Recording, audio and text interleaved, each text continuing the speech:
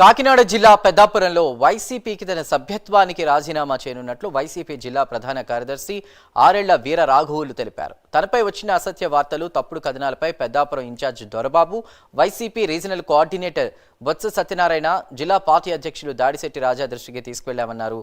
తనకు న్యాయం జరగకపోవడంతో మనస్తాపంతో రాజీనామా చేయనున్నట్లు వీర రాఘవులు తెలిపారు. మరి నా పైన ప్రభుత్వం మారిన దగ్గర నుంచి ఏవో తప్పుడు కేసులు బనాయిస్తూ ఉన్నారు. దాన్ని న్యాయ పోరాటం చేయగా పోలీసు వారు విచారణలో నేను లేనని చెప్పి నా పేరుని ఎఫ్ఐఆర్లోంచి తొలగించడం జరిగింది. మరి ఇదిలా ఉండగా ఎల్లో మీడియా మాదిరిగానే రాపూర్తి రాంబాబు మరి నాపై అసత్య వార్తలు, తప్పుడు కథనాలు ప్రచురించడం జరిగింది.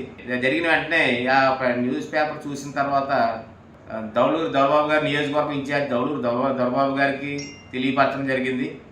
అలాగే కాకినాడ జిల్లా మీటింగ్ వచ్చినటువంటి రీజనల్ కోఆర్డినేటర్ బొత్స సత్యనారాయణ గారికి, జిల్లా ప్రెసిడెంట్ గారు దాడిశెట్టి రాజా గారికి కూడా తెలియపరచడం జరిగింది. నాకు జరిగిన అన్యాయం పైన, నాకు నా మీద పెట్టిన కేసుల పైన, ఈ లేఖల పైన నేను ఆ రోజు మెయిన్ ప్రధానంగా ఈ విలేకరు ప్రవర్తిస్తున్న ప్రవర్తన పైన, అతను నా మీద రాసిన తప్పుడు కథనాల మీద నేను ఫిర్యాదు చేయడం జరిగింది. ఇప్పుడుకొచ్చి దానిపైన ఎటువంటి చర్య తీసుకోలేదు. నాకు ఎటువంటి న్యాయం జరగలేదు.